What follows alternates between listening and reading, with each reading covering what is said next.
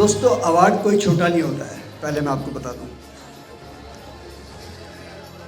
और जिस नाम से आपका अवार्ड दिया जा रहा है वो है शहीद आजम भगत सिंह। शहीद आजम भगत सिंह जी का नाम आ जाना एक बहुत ही बड़े सम्मान की बात है कि जिस व्यक्ति को इनके नाम से अवार्ड मिलेगा उनका चरित्र भी वैसा ही हो जाएगा, निश्चित है।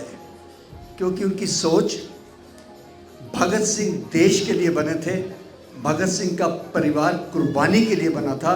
और मैं अक्सर मंच पे कहता हूँ कि हमारे देश को आज़ादी शांति शांति के नारे से नहीं मिली है, क्रांति क्रांति के नारे से मिली है और फांसी से मिली है। और वो कौन थे? वो भगत सिंह थे, शहीद आजम भगत सिंह। एक वो शख्सियत जिन्होंने मिट्टी उठाई थी जलियांवाले बाग की, खून से सनी हुई और कसम खाई थी कि इसका बदला लूँगा।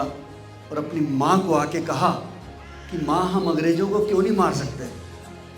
तो माँ ने कहा कि बेटा, अंग्रेज़ों के पास ना बहुत वेपन्स हैं, हथियार हैं, और हम बहुत थोड़े हथियार वाले लोग हैं। थोड़े दिन बाद क्या देखते हैं कि भगत सिंह अपनी छोटी सी प्लास्टिक की एक बंदूक को दबा रहा है मिट्टी में। तो भगत सिंह की माँ विद्यावती जी पूछती है कि बेटा, ये क्या कर रहा है? तो जो जवाब दिया उन्होंने बहुत अच्छा कि माँ, आपने कहा था ना कि हमारे पास बंदूकें नहीं हैं, अब मैं बंदूकों को दबा रहा हूँ, इससे पेड़ उगेगा और उस पर हथियार उगेंगे, फिर अंग्रेज़ों को चुन चुन के मारेंगे। ये सोच थी भगत सिंह की।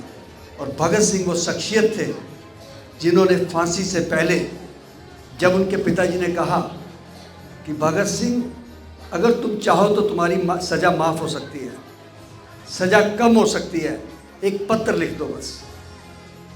भगत सिंह ने अपने बाप की बात को कायम रखा। जौहली साहब, भगत सिंह ने लेटर लिखा ब्रिटिश गवर्नमेंट को, और क्या लिखा कि हम क्रांतिकारी हैं, कोई आतंकवादी नहीं हैं, हमें फांसी ना दी जाए, हमें गोली से शूट किया जाए, देंगे कुर्बानी ही, ताकि हर घर के अंदर बच्चा बच्चा कहे कि मैं भगत सिंह बनना चाहता हूँ। इसलिए मैं आपको कह रहा हूँ कि जिसको ये अवार्ड मिल रहा है वो भाग्यशाली हैं, और इस अवार्ड की गरिमा को रखने के लिए आपको देश की सेवा करनी चाहिए। ज़रा याद कीजिए, थोड़े दिन पहले जो समय निकला है कोरोना का, जब हम एक दूसरे को शक्ल से नहीं पहचानते थे, आवाज़ से पहचानते थे, किसी को उसकी आंखों से पहचानते थे, उस समय किसने काम किया जब सारा प्रशासन ठप पड़ गया था?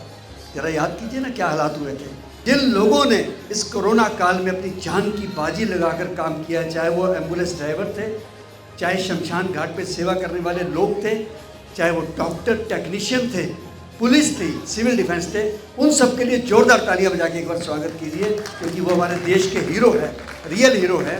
तो मैं आपको बहुत बहुत बधाई देता हूँ, सभी अवार्डीज़ को, फंक्शन करने वाले दीपक जी को, अर्चना बहन को बहुत बहुत बधाई, और ईश्वर से कामना करता हूँ आप इसी तरीके से सेवा करते रहें और आपको अवार्ड मिले, और यही एक संदेश जाए कि मजहब नहीं सिखाता आपस में वैर रखना, हिंदी यहाँ वतन है, हिंदुस्तान हमारा, सारे जहाँ से अच्छा हिंदुस्तान हमारा। जय हिंद।